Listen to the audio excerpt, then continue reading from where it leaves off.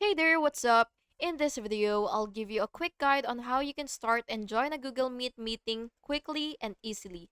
So this works on desktop and mobile Google Meet and so whatever device that you may be using, this works. So what you will have to do after opening your Google Meet is you will go ahead and click start new meeting, and then you will just have to click start an instant meeting, and to join an existing meeting, you will just have to enter your code or link here, and then you will just have to click join.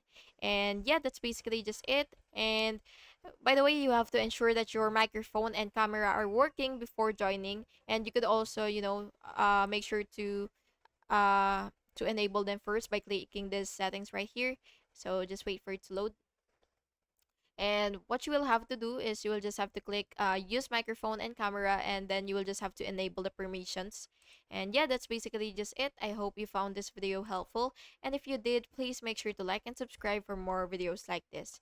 Thank you and have an awesome day.